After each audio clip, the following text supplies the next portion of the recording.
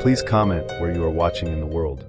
I was 23 when I first gave in to the glossy promise of Tinder. My friends had been pushing me for years. Nilo, just try it. What's the worst that could happen? I'd always resisted. There was something humiliating about the idea of advertising myself with filtered photos and witty one-liners. But after years of rejection and the crushing silence of unread texts, I figured, what the hell? I wasn't what you'd call traditionally handsome. My hair never sat right, my jawline was weak, and my confidence was stuck somewhere between mild and non-existent. So I knew better than to expect miracles. And for the first couple of weeks, Tinder lived up to my low expectations. Left swipe. Left swipe. Match, but her bio was a Bible quote and 3 emojis. Left swipe. Then came her. Her name was Leora. Blonde. Pale skin like moonlight. Green eyes that stared straight through the screen. She didn't just look good, she looked unreal. I mean that literally. I assumed she was fake. A bot, or worse, some catfish running a scam from their grandma's basement. Still, the message she sent was different. Hey Nilo, you look like you'd be fun to get coffee with. That was it. No sketchy links. No weird grammar. No over-the-top compliments. Just a simple, chill opener. And for some reason, it rattled me. I stared at her message for hours, wondering if I should respond. Part of me wanted to ignore it, avoid the humiliation of being played. Another part, smaller but louder, just wanted to believe it was real. I didn't reply. 3 days passed, and I figured that was the end of it. But then another message. Still no coffee, winky face. Now I was intrigued. Bots don't follow up. And if she was a scammer, she was playing the long game. I clicked on her profile again, 4 photos, all different enough to seem authentic. A short bio. I love vintage horror films and driving with no destination. Be weird with me. So I finally messaged back. Something safe. Sorry, I'm new to this. Wasn't sure if you were real. She replied instantly. Totally fair. Want me to prove it? That led to a video call. My heart was pounding as I answered, expecting a blank screen or a dude in a hoodie. But it was her. Leora. Real, laughing, brushing her hair behind her ear like she'd done this a million times before. I was stunned into silence for a moment. You okay? She asked. Yeah. Just, you're really real. Last I checked, she smirked. We talked for hours that night. And then we did it again the next night. And the next.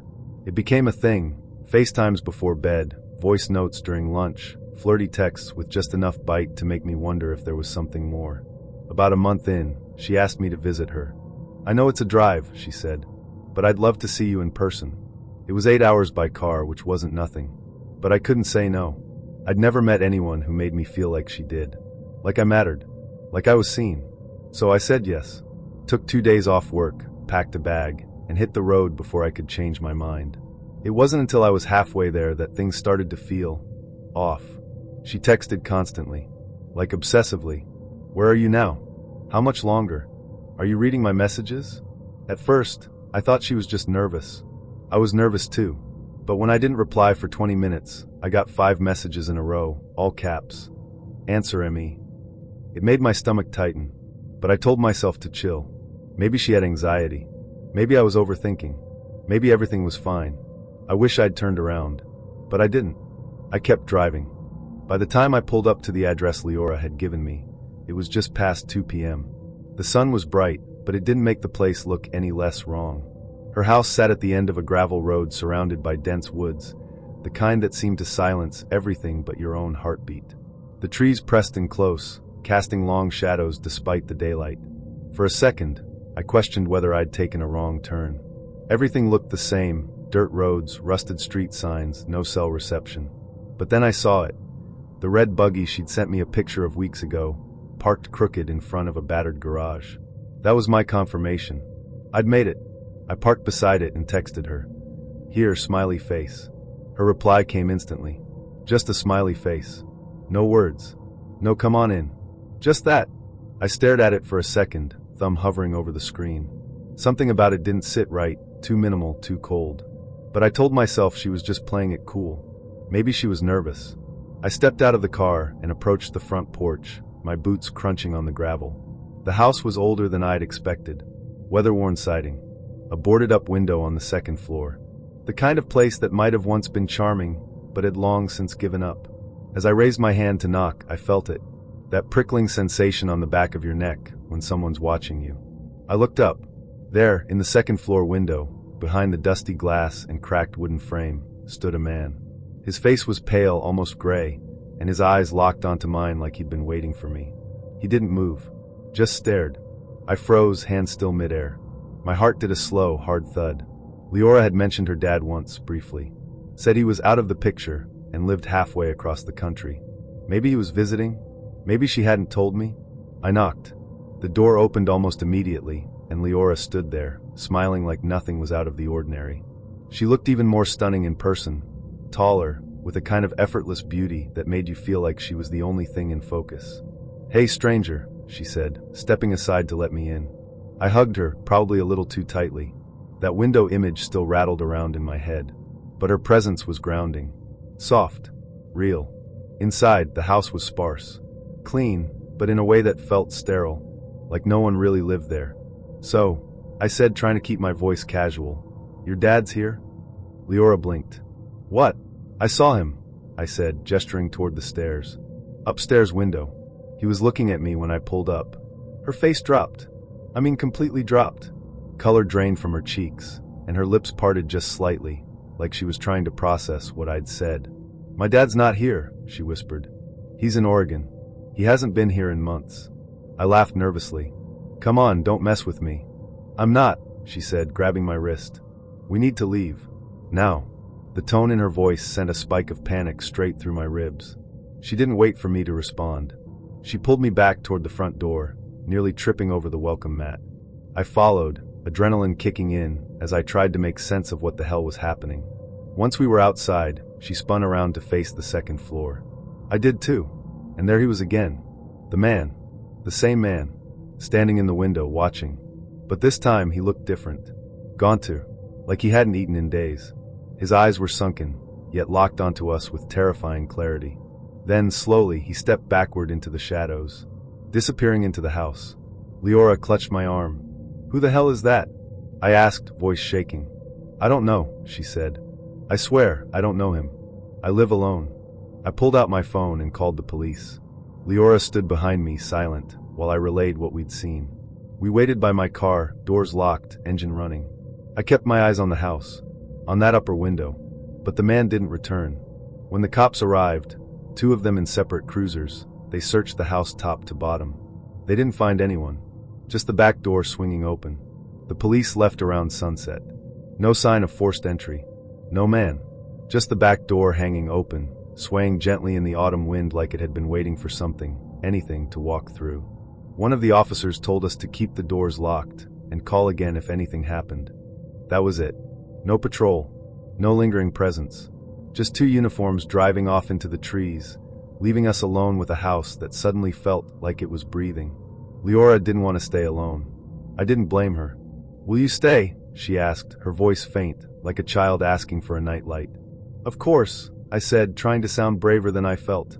We agreed to stay downstairs. The couch was old but wide enough for both of us. She brought down a blanket and a pillow, and I grabbed the shotgun her dad had left behind, an old double barrel with a dull wooden stock. I'd never fired one before, but the weight of it in my lap gave me comfort I didn't expect. We curled up together on the couch. The TV played something forgettable in the background, casting blue light across her freckled face. At some point, she fell asleep, her head on my chest, breath warm against my shirt. I couldn't sleep. My eyes kept drifting to the staircase, to the hallway, to the dark window behind the blinds. I kept the shotgun across my legs, fingers resting on the trigger guard. Nothing happened, until 2:06 a.m. At first, I thought I was imagining it, the soft click of a doorknob turning upstairs. It was faint but deliberate. Not wind. Not the house settling. It was the sound of someone trying to get in. I nudged Leora gently. She stirred but didn't wake. Then I heard it again, stronger this time. A rattle. A metal handle being tested. I stood, slowly, not taking my eyes off the ceiling. The shotgun felt heavier now. I took the stairs one step at a time, avoiding the creaky slats. Every shadow looked like it was breathing. My heart pounded so hard I wondered if the man outside could hear it. The kitchen door was glass. That thin, old-fashioned stuff that warps slightly at the edges. I flicked on the light, and that's when I saw him. He was there, just on the other side. The same man. Empty eyes. Gaunt face. Cheeks sunken like he hadn't eaten in weeks. He looked surprised to see me, like I'd interrupted something. Then, without a word, he turned and ran, back into the woods, his thin limbs vanishing between the trees like vapor. I ran back to the couch, shaking Leora awake. He came back, I said, breathless. I saw him. He was at the kitchen door. She didn't ask questions. She just grabbed her phone and called the police again. Another 30 minutes later, another pair of officers. This time they searched the woods too. Nothing. Not even footprints. You two should stay somewhere else tonight, one of them finally said. This place isn't safe. No shit. Leora packed a bag, said she'd stay at her friend's apartment across town. She offered to let me crash there too, but I told her I needed a minute to call my brother, clear my head, unwind before driving again. She kissed my cheek. Be safe. I will. She drove off into the dark, taillights glowing red until they disappeared beyond the trees. I met Eladayo on a Wednesday night, but I shouldn't have been swiping. I should have made the effort and gone out with my friends. We met for a Starbucks coffee the next afternoon. My test date ritual. 40 minutes of caffeine-fueled banter to see if someone could hold a conversation without making me want to fake a phone call emergency. He showed up in a hoodie, jeans, and a smile like he'd just told a secret to someone who laughed. He wasn't overly polished, which I liked. A little undone. Real. We sat at a corner table, and I watched him stir his drink like it was a nervous habit. I found it endearing. He told me he was divorced, 2 years out. Co-parenting. Still figuring things out, he said, with this look like he was trying not to sound too tired. He brought up the kids briefly, then steered the topic back to my work. I liked that. He listened. Asked follow-ups. Didn't try to outshine me. I saw him again. Drinks this time, at a weird little bar tucked behind a used bookstore. It smelled like old paper and lemon peel. He was late, texted me 3 times apologizing, said traffic was a mess after picking up his kids. When he finally arrived, he looked flustered but still managed to smile like he meant it. I didn't mind. It made him seem grounded, like someone who actually had responsibilities. That night we talked more. Music. Past trips. Therapy. It felt adult, in a warm, steady sort of way. We made out in his car afterward, which I had promised myself I wouldn't do anymore, but his lips moved like he'd read the manual on kissing slowly and thoroughly. The kind of kiss that isn't just a checkpoint. It lingered. Left fingerprints on my mood. Third date was sushi. My neighborhood. A place that always smelled like soy sauce and wet umbrellas. Nothing fancy, just familiar. He remembered I hated my boss and brought up a podcast I'd once mentioned in passing. The kind of details you don't expect people to remember. I started to think, maybe this is something. Then his phone buzzed. He ignored it at first. Then again. Then it rang FaceTime. He sighed and excused himself to take it. I didn't think much of it. Kids, I figured. 10 minutes passed. I watched the waitress refill my tea and start avoiding eye contact. When he came back, he looked tight, smiling, but in that way where the skin doesn't move around the eyes. You okay? I asked. Yeah, he said. My ex had a question about the kids, but he kept glancing at his phone like it was about to combust. Midway through me telling a story about this guy at work who eats yogurt with a fork, true horror, his phone buzzed again. This time, he flipped it over fast, but not before I caught the name on the screen. Wifey Redheart. I blinked. Thought maybe it was a joke. An old contact name he forgot to change. Then another buzz. Wifey Redheart. Message, the kids are crying. Please answer. I don't know what to tell them. My stomach folded in on itself. I didn't say anything at first. Just stared. He saw me looking. Froze. Then let out this awkward laugh and mumbled something about old habits dying hard. She's just dramatic, he said. Are you actually divorced? He didn't answer. Eladayo, I said low and even. Are you still married? He looked down at his napkin. Picked at the corner like it had betrayed him. Then he said those 3 magic words that every woman knows mean run. It's complicated. What followed was a sweaty, half-mumbled confession that made my ears ring. He wasn't divorced. Not even separated. His wife thought he was away on extended business trips. She didn't even know he was dating. They had 5 children. 5. All under the age of 10. Which explained the chaos of the calls. The missed FaceTimes. The desperation in her messages. He told them he was in Chicago for work. We were 2 neighborhoods away from his house. When I asked him why lie, why put me in this position, why risk this, he said he felt trapped, that the marriage was dead, that they hadn't touched each other in years, that he needed to remember what feeling alive felt like. I didn't finish my food. I walked out, blocked his number, deleted the app again. Sat on a park bench near my place, staring at a busted street light flickering like it was trying to say something, but couldn't quite get the words out. A few days later, I got a message on Instagram. Private account. No profile picture. Just, do you know Eladayo? It was her. His wife. I guess she saw my name pop up on his phone. I didn't respond. I couldn't. I felt sick just reading it. Looking back, the signs were there. The weird scheduling. The never-seen apartment. The sudden disappearing acts. But when someone looks you in the eye, holds your hand, kisses you like they mean it, you want to believe. You want to think you're building something. Turns out I was just an emotional Airbnb. Short-term lease. No deposit. No warning. I took extra time curling my hair, letting the iron linger longer on each strand than usual. The mirror caught the gleam in my eyes, nervous, maybe, but hopeful. This wasn't just any Friday night. I had a date. A real one. With someone who seemed, at least through glowing texts and flirty emojis, like a rare find. His name was Darian. We met online on Tinder a week ago. I wanted this date night we arranged to feel like something out of a movie, so I played the part. My little black dress fit like a whisper, tight in all the right places. The heels were higher than practical, but I liked the way they made me feel, taller, braver, deliberate. I arrived at the restaurant just as the sun was bleeding into the skyline. The place glowed gold through the windows. Inside, I spotted him immediately. Darian sat at a corner table by the window, his posture relaxed, one hand casually draped over the back of the chair. His smile when he saw me was instant, like he'd been waiting his whole life for this moment. He stood, walked toward me, and pulled me into a hug. Not too tight, not too familiar, just enough to make my heart skip. He smelled like cedar and something clean, maybe bergamot. I liked it. I liked him. Amara, he said, my name sliding off his tongue like silk. You're even more stunning in person. I blushed, uncharacteristically flustered.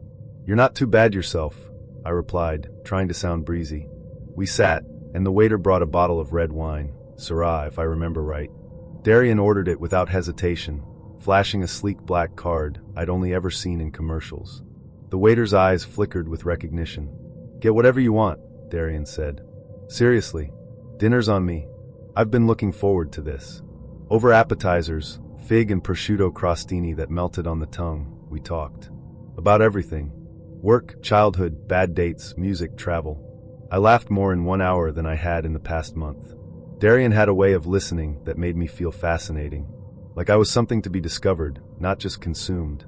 When our entrees arrived, filet mignon for him, lemon chicken piccata for me, the vibe only deepened. He watched me take my first bite with a grin. You're adorable when you eat, he said, his gaze lingering. I like a woman who enjoys her food.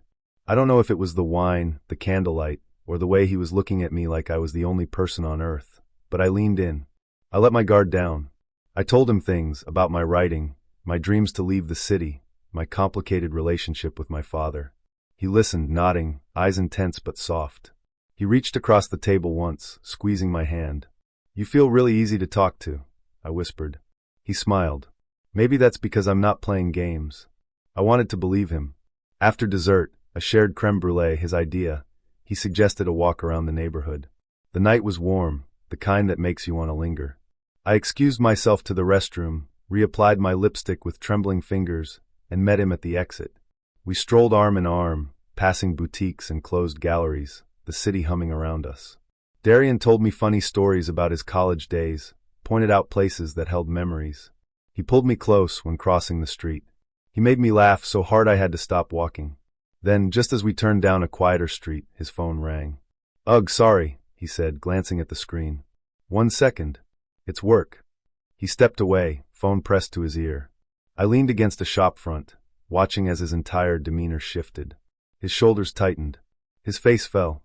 The deep, warm voice I'd fallen into all night turned clipped, serious. 1 minute passed. Then 5. I fiddled with the strap of my purse, growing cold in the breeze. 10 minutes. When he finally returned, he was already talking. Amara, I'm so sorry. It's an emergency. I need to head back right now. I blinked. Oh, okay, rain check? He asked, leaning in and brushing a kiss against my cheek. You're amazing. I'll call you tomorrow. And just like that, he walked away. No hug. No real goodbye. No explanation. I stood there, stunned, watching his tall frame disappear into the distance. I called after him once, weakly. He didn't turn around. I didn't know what to do. I wandered back to the restaurant, heart pounding. My wine glass still waited at our table, half full. The waiter returned, his friendly face dimming as he looked around. Everything all right? He asked gently. I nodded, not trusting my voice. Your friend said you'd be handling the bill, he added, lowering his voice. The words landed like a slap. My stomach dropped. I blinked at him, then at the table. Darian's jacket was still draped over his chair. A ghost of a presence. A prop. I swallowed hard. He left. The waiter softened. Don't worry. We'll work something out. I explained through choked words, trying not to cry. He was kind. Covered most of the bill himself. Wrote Darian's name down somewhere discreetly. I thanked him, humiliated, mascara already smudging my cheeks. The Uber ride home blurred past neon lights and honking horns. I stared out the window, replaying every moment. Had I imagined the connection? Had it all been a performance? I texted Darian. Called. Voicemail. I kept trying until I couldn't anymore. By the time I got home, I was shaking. I peeled off my dress, let it fall to the floor, and stood in front of the mirror. I didn't look flawless anymore. I looked like a girl who'd been tricked. I crawled into bed in my oversized hoodie, the one with the frayed sleeves. I stared at the ceiling, then at my phone. No new messages. I deleted our text thread. His number. His photos. All of it. I whispered something to myself. I'm not doing this again. I'm not letting someone make me feel like nothing. But still I cried. Because I didn't just lose a date. I lost a little piece of belief. A little piece of that girl who still thought maybe, just maybe, a stranger could become something more. And I hated him for that.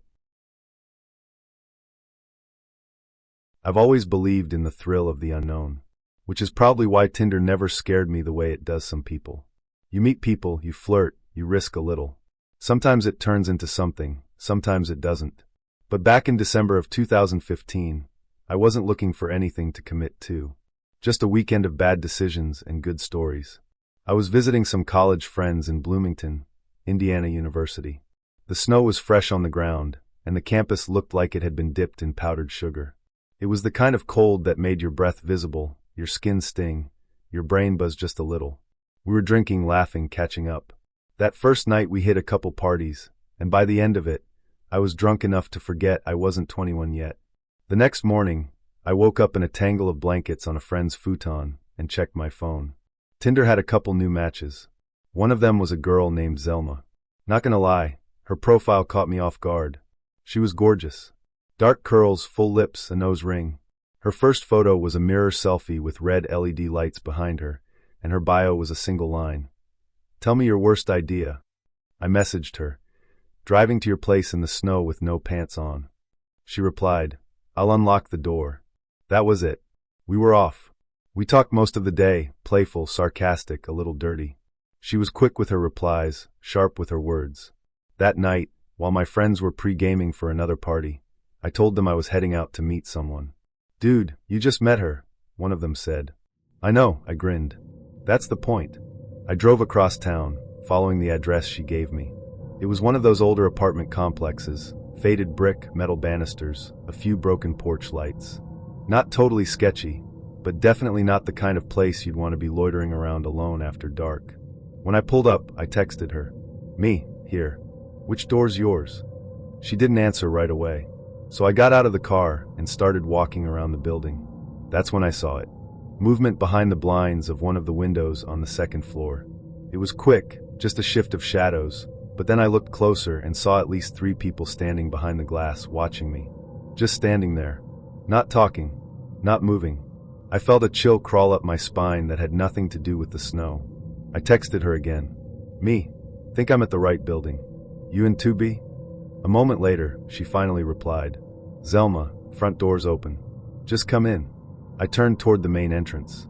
Sure enough, the door was slightly ajar, cracked open like it had been waiting for me. I hesitated. Every horror movie I'd ever seen started like this. Still, I pushed the door open. Inside, it was silent. dimly lit, with just one flickering bulb overhead. The air smelled of old carpet and something else, something faint and metallic.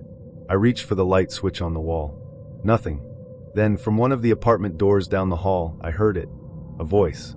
Low. Urgent. Shh. He's right outside. I froze. I didn't breathe. I didn't move. Suddenly things weren't adding up. That window I saw earlier, the one with the people inside, it wasn't just a neighbor's window. It was Zelma's. I knew that now. And she wasn't alone. I turned around and walked out. Not ran, walked. Like if I moved too fast, something might come after me. Once I was outside, I sprinted to my car and sped off. My hands were shaking so badly I could barely steer. I didn't stop until I was back at my friend's apartment. When I told them what had happened, they laughed. "You're being dramatic," one of them said. "Probably just her roommates messing with you. Or maybe she was actually into group stuff," another chimed in. I forced a smile, but I couldn't shake the feeling. Something wasn't right. Later that night, I was lying on the couch, trying to forget the whole thing, when my phone buzzed. "Zelma, where did you go? I've been waiting for you all night." I didn't reply. I blocked her. Round pushpin. Weeks passed. I didn't talk about it again. Not because I forgot, but because I didn't want to admit how badly it had shaken me. But then in late January, I got a message on Instagram from a random account. No profile picture. No posts. Just one DM. "You shouldn't have left." I blocked it immediately. That night, I double-locked my apartment door for the first time in years. It's strange how quickly your heart can go from numb to blazing. After my breakup, I didn't think I'd feel anything for a long time. 6 years with someone, you don't just bounce back. You drift. I spent months in that haze, barely talking to anyone unless I had to. My friends tried to pull me back into the dating pool, but I didn't have the stomach for it. I wasn't the guy who could just start swiping and find a connection again. That part of me felt broken. But loneliness has a way of wearing you down. Eventually, I downloaded Tinder, not because I believed in it, but because I needed something. A distraction. A spark. Even a bad date would be better than sitting alone every night with leftover takeout and Netflix reruns. Most of the matches didn't go anywhere. A few shallow chats, one awkward meetup that ended with a fake work emergency and a silent, unmatched screen. I was ready to delete the app when I matched with her. Maria. She had this smile that didn't look filtered or rehearsed. Her photos weren't overly posed. One of them was her in a hoodie, hair messy, holding a cat like it was a baby. Her bio just said, "I like lakes." And secrets. I messaged her. "Okay, but do you tell them or keep them?" She replied, "Depends on who's asking." We talked for hours that first night. Then the next. She was funny, quick-witted, and had this soft, flirtatious edge that made me feel alive again. She asked questions, real ones, about my childhood, my fears, the weird dreams I kept having. No one had asked me things like that in years. After a few days, we agreed to meet in person. Maria suggested a park near the lake, one of those places with winding trails and a big pavilion where people had picnics in the summer. It was public enough to feel safe, but secluded enough to feel intimate. We set the time, 5 p.m., just after work. Early evening light, cool air, the kind of golden hour that makes everything look better than it really is. I got there first and parked near the trailhead. A few minutes later, I saw her walking toward the pavilion. It was her, the girl from the photos, real and even more disarming in person. She wore a long cardigan and boots, her hair braided loosely over one shoulder. She smiled when she saw me, and I swear, something inside me cracked open. "You're taller than I thought," she said as we hugged. "You're realer than I thought," I replied. We sat at a picnic table and talked for over an hour. The conversation flowed like we'd known each other in another life. She teased me about my flannel. I teased her about the way she pronounced bagel. There was something magnetic between us, some kind of current that pulled us closer, even as we tried to play it cool. As the sun dipped lower, she suggested we walk the trail around the lake. Normally, I'd be cautious about walking in the woods with someone I just met online, but with Maria, I didn't feel afraid. She made me feel calm, safe, even when we stepped into the shadows of the trees. We walked side by side, sometimes brushing hands, sometimes holding them. The path looped around the lake in a wide arc, with just enough moonlight breaking through the canopy to keep us from losing our way. It was peaceful, until it wasn't. We were maybe 10 minutes from the main lot when I saw someone. A man. standing dead still on the trail ahead of us. Maybe 20 yards away. He wasn't moving, just watching. I stopped walking. Maria did too. You see him? I whispered. She nodded. Yeah. She stepped forward and called out. Hey, you okay? The man didn't answer. Didn't flinch. I felt the hair on my arms rise. Let's turn around. Maria hesitated, then nodded. But just as we started backing away, the man stepped forward, and I saw it. A knife. Long, reflective. Held low against his thigh. Turn around, he barked. Hands up. I froze. My brain couldn't process it. This wasn't happening. This was a date. This was supposed to be the beginning of something beautiful. Maria looked at me, and then did something I never expected. She charged him. Without a word, she sprinted toward the man, shoulder low, moving fast. She slammed into him with everything she had, knocking him sideways into the brush. The knife clattered to the ground. Run, she screamed. I didn't argue. I grabbed her hand as she scrambled up, and we bolted. Off the trail, through the trees, ducking branches and slipping on wet leaves. I could hear him behind us, his footsteps crashing through the woods, not even trying to be quiet. We hit the parking lot like we'd been shot out of a cannon. Maria's car was closer than mine. We dove in, slammed the doors, locked them, and peeled out. Neither of us spoke for a minute. Just gasps. Shaking hands. The sound of tires on gravel. When I looked in the rearview mirror, I saw him. Standing there. Backlit by the moon. Alone. Watching us drive away. Round pushpin. We called the cops once we were a few miles down the road. Told them everything. They arrived at the park within 15 minutes. The man was gone. They found the knife where he'd dropped it. No prints. No ID. Just a trail of footsteps that vanished near the edge of the woods. There had been other cars in the lot when we left, 3, maybe 4, but when the police arrived, only mine was still there. We gave our statements. Maria's hands were still trembling.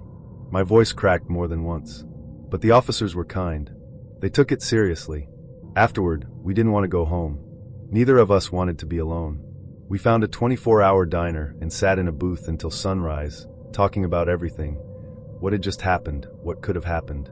How close we came to something we didn't even have a name for.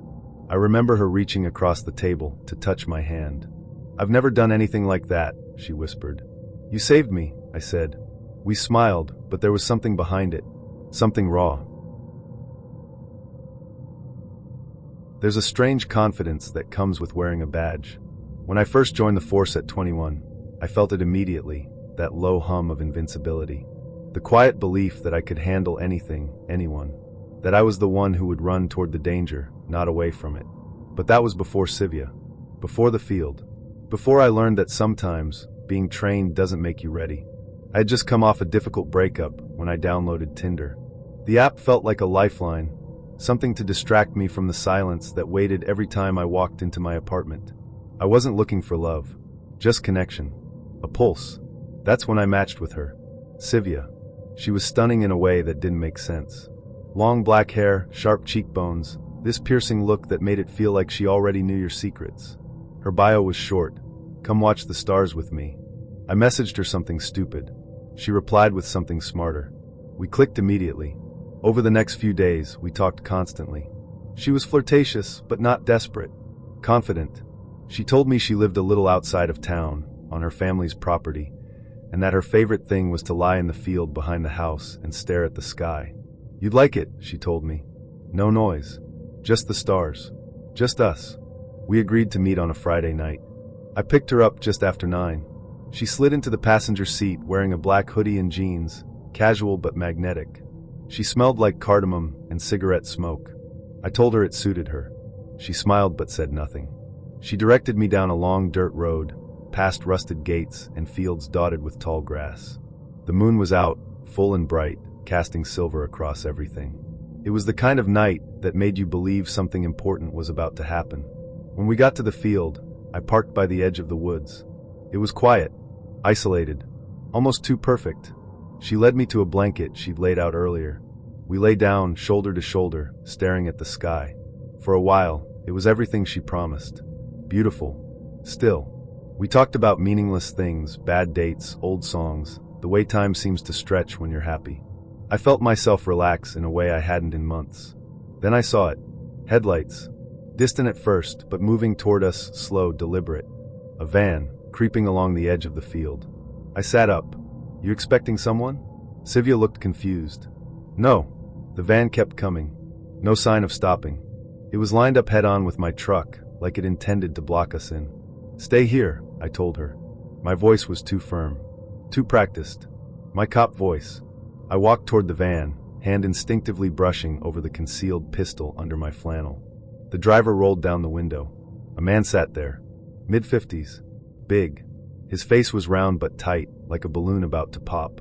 Evenin', he said, voice low, almost friendly. This is private property. I figured, I said. She told me it was her family's place. He glanced past me toward Sylvia. You know her? I do. He nodded slowly. We've had trouble lately. Poachers. Weirdos. Just making sure everything's okay. I didn't relax. We're just here to stargaze. He smiled, nodded again, and drove off. No threat. No escalation. Just gone. But when I returned to the blanket, something was different. Sylvia was on her phone. Texting. Rapidly. I sat down beside her. Who are you talking to? She didn't answer. Sylvia. She looked up, her expression unreadable. I just got nervous. I didn't believe her. But I didn't push it. Not yet. We sat in silence, our backs to the sky. An hour passed. Then the headlights returned. Same van. Faster this time. I jumped to my feet, heart pounding. The van skidded to a stop inches from my front bumper, blocking any escape. Sylvia didn't hesitate. She ran toward the van. I watched her climb into the passenger seat like she'd done it 100 times. That's when it clicked. The whole thing was a setup. I pulled the pistol from my belt and moved toward the van. Out. Now, I said, voice sharp. The man opened the door and stepped out, hands raised. Whoa. Easy. On the ground. Sylvia followed slowly. She wasn't scared. She wasn't confused. Just watching. Then she said something I'll never forget. He's got money. He's a cop. We can't let him leave. The man, Bob, I learned later, lunged at me. I fired once into the dirt beside his foot. He stopped. But Sylvia didn't. She reached into the van and pulled out a metal pipe. Drop it! I yelled. She didn't. Drop it! She paused. Then, as if something broke inside her, she started crying. We don't want to hurt you. Just give us the truck. The cash. You'll walk away. I raised the gun. Last chance. Bob grabbed her. Let's go. They ran, into the trees, into the dark. I didn't chase them. I called it in. When my sergeant arrived, he rolled his eyes. You called us? I was off duty, I said. He laughed. You are the police. But the joke didn't last. Because when we searched the van, we found more than a pipe. Inside were handcuffs, a bottle of lighter fluid, a stained blanket, duct tape, a hunting knife, and an AR-15, partially disassembled in the back. There were bloodstains on the passenger seat. Old. Dried. My sergeant didn't laugh after that. I never saw Sylvia again. Her profile vanished the next day. Bob was never caught. The van was reported stolen from a town 3 hours away. The plates were fake. The gun had no serial number. I met Cale on a Tuesday. He wasn't my usual type. His photos weren't overly polished. One showed him in a faded hoodie, another holding a dog that looked like it hated him. But his eyes, there was something about them. Calm. A little mischievous. Like he knew more than he let on. His first message was simple. Red or white? I answered. Depends on who's pouring. We clicked fast. He was funny, dry, and asked thoughtful questions. Not just the usual Tinder small talk. He wanted to know what books I read, what I dreamed about, what I did when no one was looking. For our first 2 dates, we kept it light. Coffee. A walk by the river. Nothing intense. But the chemistry was there, undeniable, simmering just beneath the surface. When he touched my wrist lightly while laughing, I felt it in my stomach. When he looked at me too long, I forgot what I was saying.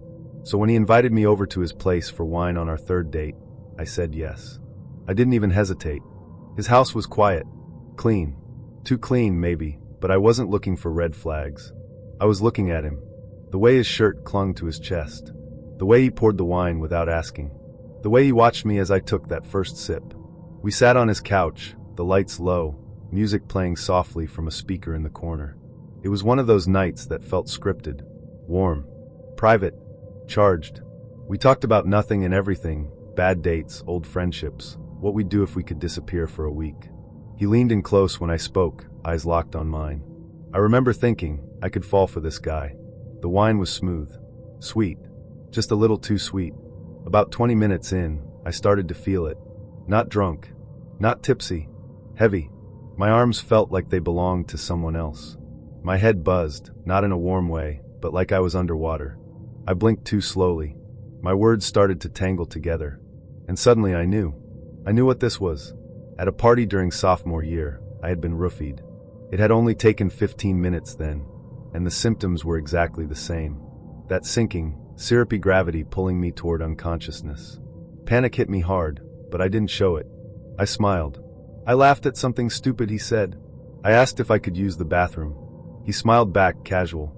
Down the hall, to the left. I stood, legs wobbling beneath me like stilts on ice. I made it to the bathroom and locked the door with shaking fingers. My hands were already going numb. I pulled out my phone and called 911. "Help," I whispered. "I've been drugged. I'm in a house. I don't know what's going to happen." They asked for the address. I gave it. Barely. They told me to stay where I was and keep the door locked. Then everything went dark. I woke up in flashes. Voices. Lights. Hands carrying me. A bag over my head. At first I panicked, thinking it was Kale moving me, hiding me. But then I heard the radios. The urgent, calm voices. Police. They were the ones who carried me out. I don't remember how long I was unconscious. Maybe an hour. Maybe more. But I remember waking up fully in the hospital, with a saline drip in my arm and a detective at the end of my bed. Her name was Agent Rivas. She looked tired but sharp. "You're safe," she said. I asked her about the bag. She hesitated, then said, "We didn't want you to see what was in the living room." 3 days later, I went to the station to make my statement. I asked what they'd found. Rivas looked at me for a long time before answering. "There were preparations. Things he'd set up in the room for you. You don't need to know what they were. But trust me, it's better that you didn't see." I think about that often. What would I have seen if I hadn't locked that bathroom door? What did Kale have planned? He's in jail now, awaiting trial, facing multiple charges. They found more than just drugs in his house. They found photos, notes, a journal. I was not supposed to be his first, but I was the first to get out. When you've been alone long enough, your standards start to shift. I don't mean that in a self-deprecating way. I mean it honestly.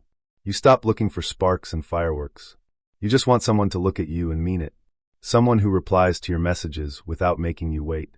Someone who sees you. That's what I thought I found in Talitha. She was different from most of my matches. Her profile didn't have bikini shots or cryptic one-liners. We conversed for a week before she mentioned the cabin. It belonged to her family, she said, tucked away in the hills north of the city. No neighbors for miles. No cell towers either. "It's kind of like stepping outside time," she told me. "You should come up next weekend. I'll make soup. We'll watch the storm." Part of me hesitated. The logical part. The part that had heard too many stories. But the way she said it, it didn't feel dangerous. It felt like an escape, and I needed one. So I said yes. Round Pushpin. The drive out was long, 2 hours through winding mountain roads, then another half hour on narrow dirt paths that looked like they hadn't been used in months. By the time I reached the cabin, the sun was sinking low, painting the treetops orange and gold. The cabin was beautiful. 2 stories. Log-built. A porch that creaked under my boots and wide windows that reflected the deepening sky. Talitha opened the door before I could knock. She was barefoot, wearing a black sweater and leggings. Her hair was loose, falling in waves around her shoulders. "You made it," she said, sounding genuinely pleased. She hugged me, warm and close, and for a moment, all my nerves melted away. Round Pushpin. Inside, the cabin smelled like cedar and cinnamon. A small fire crackled in the stone fireplace. The soup was already simmering. She handed me a cup of something hot, herbal, maybe chamomile, and we sat on the couch, close but not touching. We talked. About books. Music. The way the world feels quieter when it's far away. She told me she'd been burned before. That she wasn't good at big social scenes. That most people didn't really see her. "You see me though," she said, looking at me with those pale, unreadable eyes. "I do," I told her. And I meant it. Round Pushpin. After dinner, the storm came. Not loud, just a steady, rhythmic tapping of rain on the roof. thunder in the distance. Everything felt slow, gentle. I was leaning back on the couch, half listening to her read a poem aloud, when she moved closer. Her legs touched mine, then her hand, then her lips.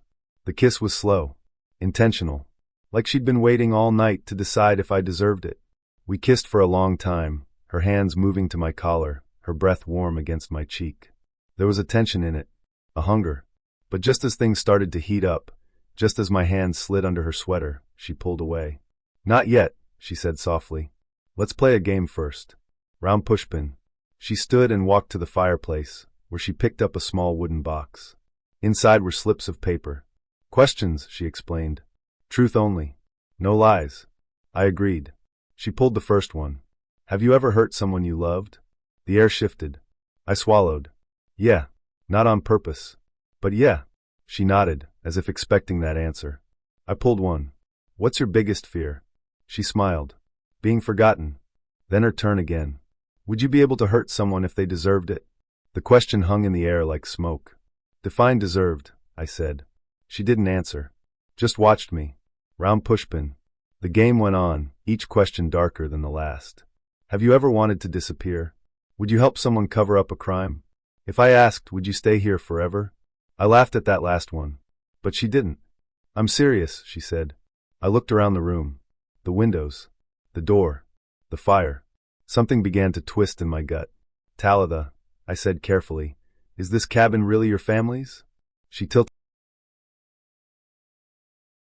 "A few years ago, I did something really stupid.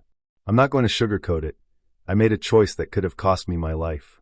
And even now, every time I think about it, I get that tight, horrible feeling in my chest. Like I can still feel the cold air on my skin, the rising bile of panic, the sound of tires crunching gravel where no other cars should be. I had arranged to meet a guy from Tinder. His name was Brendan. A pretty normal name for someone who, up until then, seemed like a pretty normal guy. We had been messaging back and forth for a few weeks. Nothing too intense, just casual, flirty conversation. He seemed kind enough. Polite. He didn't come on too strong, which I liked. I have anxiety around driving, especially in unfamiliar areas, so I made the naive decision to have him pick me up outside my place. Yes, that was the first mistake. A big one. I know that now. But I was in a vulnerable place. I was lonely, convinced that maybe this time would be different. That maybe I could just go on a nice date, have some sushi, and distract myself from the messiness of life. Brendan pulled up right on time in a silver hatchback. He waved, smiled, and I got in. He was clean-cut, smelled nice, and had that slightly awkward, fumbling charm that made him seem harmless. I exhaled, trying to relax. We made small talk as he typed the name of the sushi place into his GPS. It was a restaurant I'd heard good things about, nestled in the heart of a nearby town. As we set off, everything seemed fine at first. We chatted about music, movies, the usual first date fluff.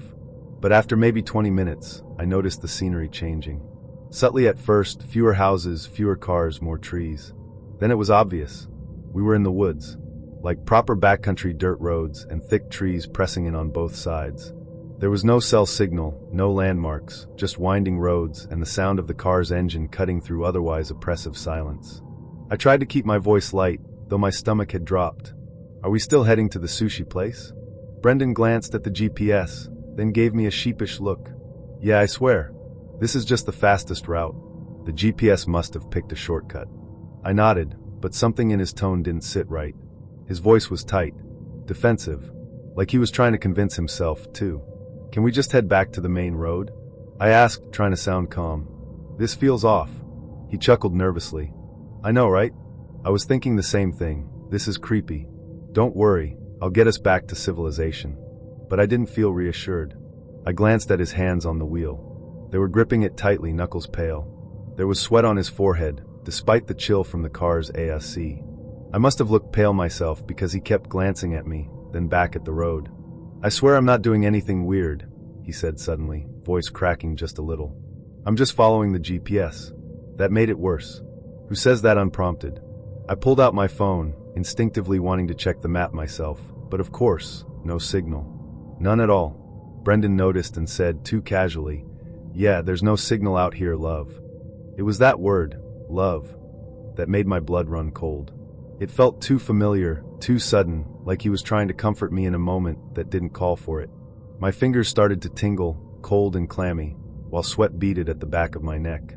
I tried to steady my breathing. I smiled weakly, tried to keep the panic from showing. I didn't want him to know I was afraid, even though I was absolutely terrified. I forced a laugh and said, "Well, I hope we don't end up in a horror movie." He laughed too, a short, clipped sound. "Yeah, that would suck." Eventually, mercifully, we pulled into a small parking lot next to the sushi place. It looked normal, busy even. There were other people, lights, the clinking of dishes from inside. I had never been so relieved in my life. But I was also confused, because when I later took an Uber home from that exact same restaurant, the drive only took 15 minutes. Brendan had taken me on a nearly hour-long detour through the woods. I didn't say anything in the moment. I was too shaken. I was physically trembling, but I tried to hide it as we walked inside. My appetite was gone, but I forced myself to eat a few pieces of sashimi, nodding along to his small talk. And just when I thought the weirdest part of the night had passed, Brendan leaned in closer, his eyes scanning my face. "So," he said, "when do you think we'll be able to do it?" I blinked. "What? You know, how long until you'd sleep with me? A day? A week? A month?" I stared at him, stunned. He smiled, like he'd just asked a perfectly reasonable question. "I mean, I just don't want to waste time if it's going to take too long. I can't wait a whole month. I'm just telling you now." I didn't respond. Couldn't. My brain was still processing the fact that I'd just been dragged through the woods by a stranger who now seemed to think I was on some sort of sexual countdown timer. The rest of the date was excruciatingly awkward. I stayed polite. I smiled. I took an Uber home and made sure he didn't follow me. The moment my Uber pulled out of the restaurant parking lot, Brendan messaged me. "I don't think this is going to work. I need someone with a higher libido." I didn't argue. I just texted back, "Okay." But I couldn't stop thinking about the drive. Why had he taken me so far out of the way? Why the woods? Why did he seem nervous, sweaty, unsettled? Why did he comment on his GPS not working, and then follow it anyway? And why, when I tried to find the same route we'd taken that night, couldn't I replicate it? None of it made sense. You ever meet someone who just gets you? Like right away. No awkward small talk. No wondering if they're into you. Just instant connection. Like kismet. Like, where have you been all my life? That was Lauren. And for about 6 days, it was kind of perfect. Until it wasn't. Until it got dark. I've been on Tinder long enough to know how these things usually go. You match, you flirt, maybe you meet up. Half the time, there's no chemistry. The other half, it fizzles out before the second date. I wasn't looking for anything special. Then Lauren matched with me. Her profile didn't scream anything unusual. 3 photos, all tasteful. One of her in a flowy sundress on a rooftop bar, another with her holding a glass of wine and smiling, and a third of her next to a golden retriever. Her bio was short. Lover of deep convos, espresso martinis, and bad decisions. Let's make one together. I messaged first. Me, define bad decision. Because I've made a few. Lauren, how tall are you? Now normally that would have been a red flag. I know how that sounds. But something in her tone felt playful. She wasn't one of those height checkers. Just direct. Me, 6 feet 1 inch. You. Lauren, 5 feet 8 inches. Emotionally 4 feet 11 inches. I laughed. We kept texting. Her vibe was electric. She replied fast, had great timing, and wasn't afraid to flirt hard. She told me she worked in marketing at a local agency downtown. Said she liked running, but only when she was angry. That her parents were divorced but civil. That her ex was a non-event. We met up 2 days later. Drinks at a bar on King Street. She wore a black halter top, red lipstick, and smelled like coconut and something sharp underneath, like peppercorn or burnt sugar. She walked in like she owned the place. I liked that. We ordered 2 espresso martinis and sat at a table in the back. Within 10 minutes, we were already joking like we'd known each other for years. No awkward silences. No checking phones. She touched my arm when she laughed. Bit her lip when I leaned closer. Told me I had that quiet, dangerous energy. We made out in the parking lot outside her building. She texted me before I even got home. Lauren, I'm not trying to freak you out, but I think I might already be obsessed with you. I smiled. It felt flattering. Intense, sure, but flattering. Me, I'll try not to disappoint. Lauren, good. I'd hate to have to kill you. She added a winky face after that. I laughed.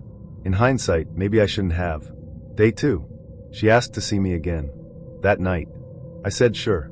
We ordered Thai and watched the girl with the dragon tattoo on her couch. She curled up next to me like we'd done this 100 times. Halfway through, she turned and said deadpan, "If you ghost me, I will find you." I chuckled. That's fair. She didn't laugh. I stayed the night. We didn't sleep much. Day 3. She brought me coffee at work. Showed up. 8:52 a.m. Texted. "Look out your window." There she was, standing on the sidewalk with 2 lattes and a muffin. Now, I hadn't told her where I worked. That tripped a wire in my brain. I came downstairs, smiling, pretending not to be weirded out. "Me, how'd you find this place?" "Lauren, you mentioned your office was near the river. I reverse searched your LinkedIn." I paused. "You're thorough." She leaned in. "I like to know things." She kissed my cheek and walked off. Day 4. She texted me nonstop. Nonstop. No exaggeration, 62 texts over the course of my workday. If I didn't reply within 10 minutes, she'd double text. "Lauren, are you mad?" "Lauren, I'm sorry if I said something weird." "Lauren, I just feel really close to you, that's all." I told her I was slammed at work. She apologized. 2 hours later, she sent a photo of her in the bath with a caption, "Wish you were here." That night, she asked if I wanted to meet her parents. I laughed, thinking she was joking. She wasn't. Day 5.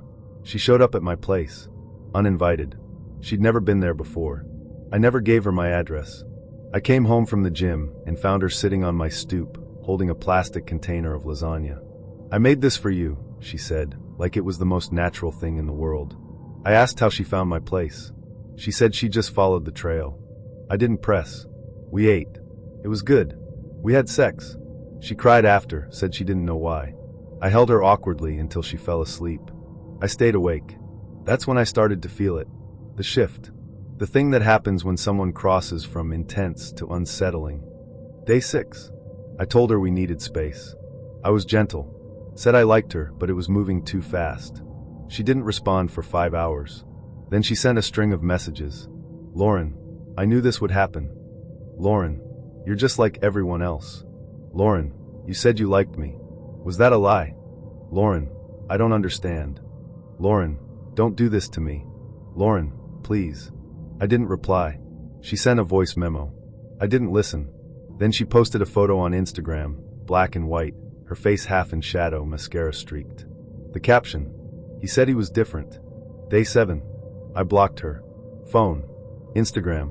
Tinder. I thought that would be the end of it. It wasn't. That night, I got a text from an unknown number. Unknown. "You think I can't find you?" I blocked it. New number the next day. Unknown. "You can't ghost a ghost." I reported it. Changed my number. Thought maybe I was safe. I wasn't.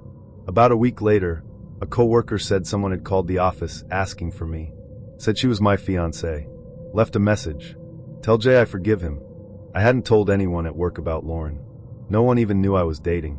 That night, I checked the security camera outside my building. I don't usually, but something told me to look. There she was. 2:38 a.m. Standing across the street. Just standing. Not moving. Staring at my window. She stood there for 47 minutes. Then walked away. I started sleeping with the lights on. Started checking the back seat of my car before getting in. Started carrying a pocket knife. I'd never done that before.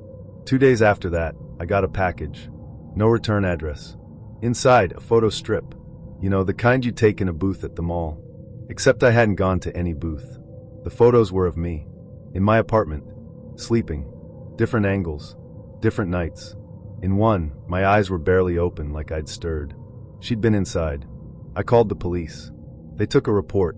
Told me there wasn't much they could do unless she made a direct threat or physically harmed me. I asked about restraining orders. They said I'd need her name, address, more evidence. I realized then, I didn't even know her last name. I moved. New apartment. New locks. Different part of town. No social media. No dating apps. No contact. For a while, things were quiet. Then I got a letter in the mail. Handwritten. No return address. There was only one sentence. "I know you still think about me." I burned it. That was 8 months ago. I still don't use dating apps. I still double-check my locks every night. Sometimes, when I'm driving, I see a woman with long hair and red lipstick in the rearview mirror and feel my chest tighten. My friends say I'm being paranoid. Maybe I am. It started with Tinder, well, of course.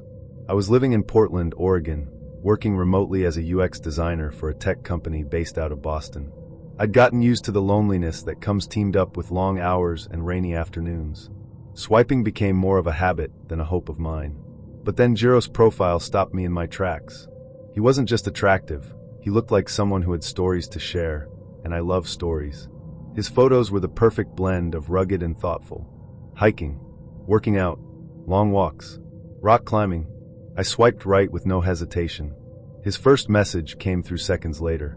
Jiro, so what was your weirdest dream? You promised. I laughed out loud. It wasn't the usual hey or creepy compliment. It had personality. We started messaging, and the conversation flowed effortlessly. He was curious, smart, charming. He asked me about my job, my favorite local coffee shops, the last book I read. He even knew obscure Portland references, like the weird goat statue in Lentz Park and that one food cart that sells sushi burritos and never seems to be open. It felt real. After a few days, we moved to texting. I liked Jiro more than I expected. I found myself glancing at my phone during meetings, smiling when his name popped up. He made me feel heard, seen, like I mattered. After a week, he asked if I wanted to meet up. We agreed on a Thursday night. Low-key. Drinks at a bar in the Pearl District called the Velvet Antler. It was stylish but cozy, dim lighting, good cocktails, and tucked away enough to feel like a secret. He said he'd be wearing a navy peacoat and a brown beanie. I wore a green sweater dress and boots. I remember feeling nervous in a way I hadn't felt in years. Excited, yes, but something else too. That buzzing undercurrent of adrenaline you get when you're about to step into something you don't fully understand. When I arrived, he was already there, seated at a corner table, sipping an old-fashioned. And he looked just like his photos. Almost.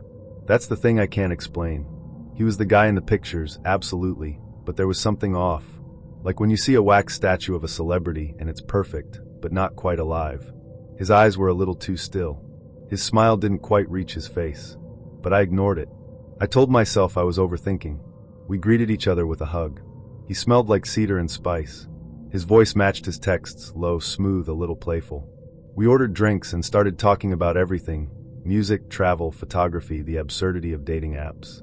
He told me he used to live in Tokyo before moving to Portland for work. Said he freelanced in digital photography and did event gigs. Mentioned a wedding he'd shot at a vineyard in Hood River. He even showed me a couple photos on his phone, moody, black and white portraits that looked like they belonged in a gallery. It was a good date, but there were cracks. Small ones.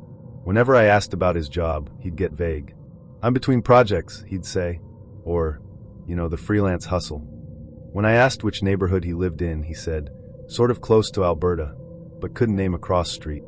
When I joked that he was like a Portland cryptid, he laughed and said, maybe I am. I brushed it off. Not everyone wants to share everything on a first date, right? Still, something didn't feel right. We said goodbye with a long hug and a kiss on the cheek. He texted me that night, Jiro, you're even better in real life. Let's do this again. I agreed. But that night, lying in bed, the unease gnawed at me. So I did something I don't usually do. I ran a reverse image search on his profile pictures. The results hit me like a punch to the chest. Every single one of Jiro's pictures belonged to someone else. They weren't stock photos, but they were stolen. One was from a Japanese travel blog. Another from a professional photographer's Instagram based in Seattle. The bookstore cafe shot. That was from a Reddit post 2 years ago, posted by a user named @Wanderlight. None of them were him. And suddenly everything clicked. The vague answers. The way he dodged specifics. The fact that he knew just enough about Portland to sound convincing, but not enough to feel authentic. I felt sick. I tried searching his number, nothing. No LinkedIn, no social media, no matches in the usual people search sites. It was like he didn't exist. Except he had shown up. I had seen him, talked to him, hugged him. So who was he? The next morning I texted him. Me, hey, weird question. Are those really your photos? He didn't reply for hours. When he finally did, it was short. Jiro, why? I told him the truth about the reverse image search, the links, the blog. I asked him who he really was. He left me on read. Never responded again. I tried calling. straight to voicemail. Then I went back to Tinder, and his profile was gone. Just like that. Vanished. But it didn't end there. A couple days later, I got a message from a local Reddit user. I'd posted a vague warning in our /Portland about catfishing and people using stolen images. Someone replied with, "I think I talked to the same guy. Looked like the photos, but something was off." He called himself Kenji. Same line about being a photographer. Another person chimed in. He told me he was a painter. Went by Tomo. Same photos. Another. He matched with my roommate last month as Riku. Same story. Same weird vibe. It wasn't just me. He'd done this to multiple women. Dozens, maybe more. Always the same photos. Always a different name. A ghost in the machine. I don't know what he wanted. He never asked for money. He didn't try to scam me. He didn't even push for anything physical. It was like he just wanted to be believed. To be loved, maybe. But the thing that haunts me isn't what he did. It's how easy it was for him to do it. How many details he got right. How convincing he was. How I sat across from a man who didn't exist and felt something real. I don't use Tinder anymore. And I haven't been back to the Velvet Antler. Every now and then I get a message from a friend saying, "Hey, doesn't this guy look familiar?" And they'll send me a screenshot of a new profile, different name, same face. He's still out there. Still pretending. Still slipping into lives like a shadow. So if you ever match with someone who seems too polished, too mysterious, too good to be true, trust your gut. Because some people aren't looking for love. They're just looking for a place to hide. It started one humid Tuesday evening in Savannah, Georgia. I'd been on Tinder for maybe a few months, nothing serious, just seeing who was out there. I wasn't really looking for anything too intense, just someone to talk to, grab a drink with, maybe see where things went. I matched with this guy named Tenzin. The name caught my eye first. It was different, not someone I'd heard of before. His profile was simple. A few photos, one of him at a beach, another on a hiking trail, and a third holding a rescue dog. His bio said something like, "Just a good guy trying to live a good life. Ask me about my favorite books." It was refreshing. Tenzin messaged me first. He said something charming but not cheesy, something like, "You look like you read poetry and make fun of people who vape." I laughed. I don't even remember what I responded with, but it kicked off a conversation that lasted for hours. He was funny, thoughtful, and witty. He asked questions, not in a creepy, prying way, but in a way that made me feel like he genuinely wanted to understand who I was. We talked about movies from our childhood, weird food combos we secretly liked, and even our worst date stories. I felt this weird, instant connection that I hadn't felt in a long time. He wasn't pushy. He didn't ask for more pictures or make weird comments. We kept texting for a few days. He'd check in every morning with something like, "Hope your coffee's strong and your coworkers are bearable." It was silly, but it made me smile. After 4 days of nonstop texting, he asked if I wanted to meet up for coffee at this little cafe near Forsyth Park. I said yes. The day of the date, I was nervous but excited. I remember standing in front of my closet for way too long, trying to pick something that said, "I'm chill, but also I tried." I finally settled on a simple dress and low-top sneakers. When I got there, he was already waiting outside, wearing a navy button-down and jeans. He looked just like his pictures, maybe even better. He smiled when he saw me, this warm, easy smile that immediately put me at ease. We had coffee and talked for almost 2 hours. The conversation didn't stall once.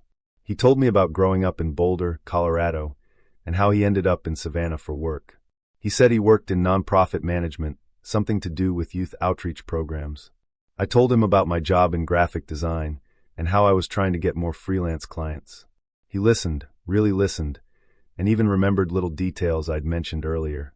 After that, we started seeing each other regularly. He'd planned simple but thoughtful dates, a walk along the riverfront, a picnic at Bonaventure Cemetery, dinner at a Thai place I'd never tried. Everything felt easy with him.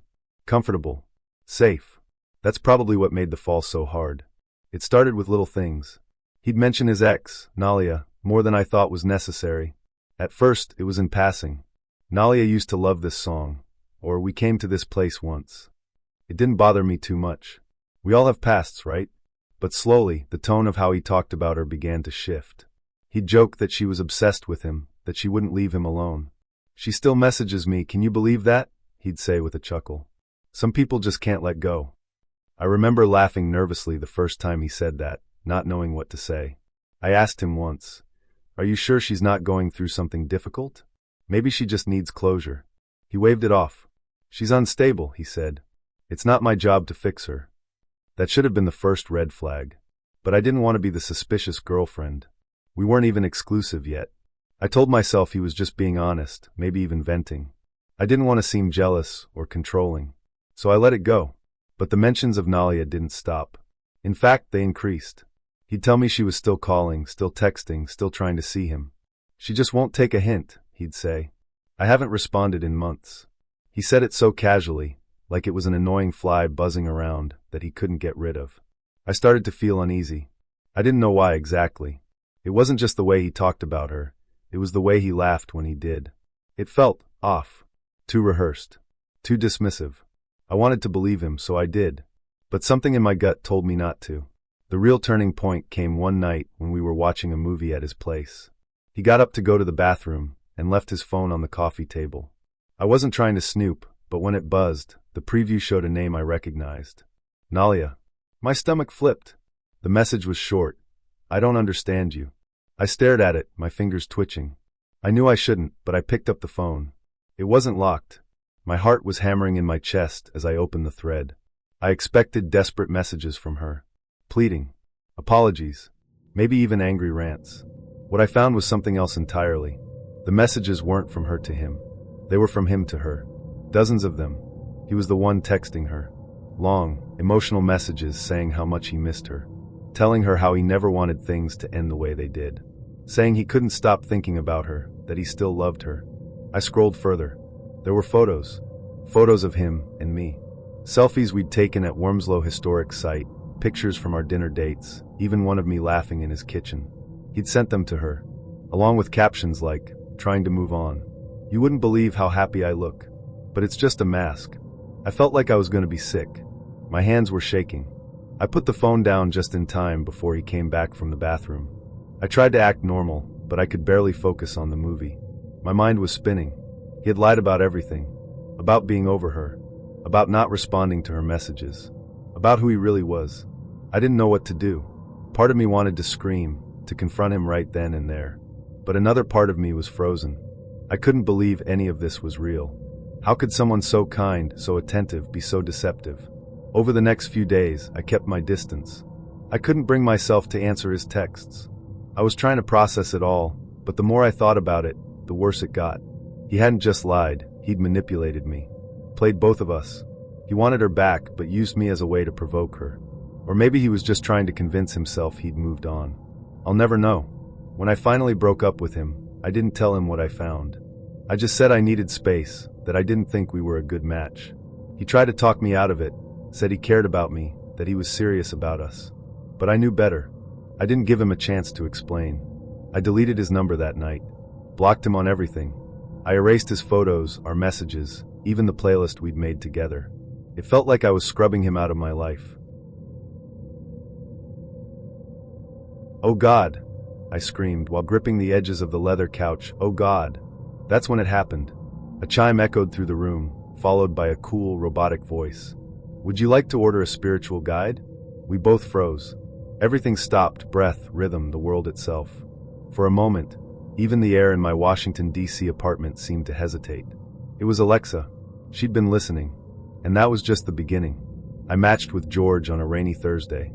I remember because I was curled up on the couch in my favorite oversized hoodie, watching reruns of Fringe and swiping through Tinder more out of boredom than hope.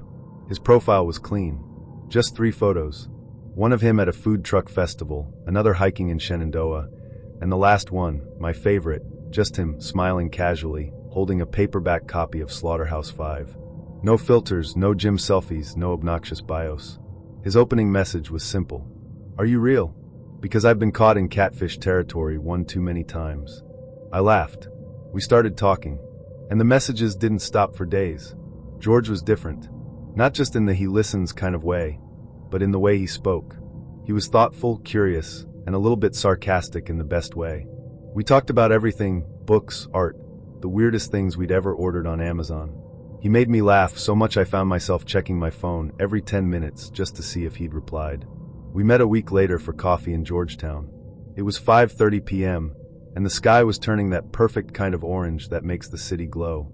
I spotted him leaning against a lamppost, wearing a gray sweater and dark jeans. He looked nervous in person, but his smile was the same.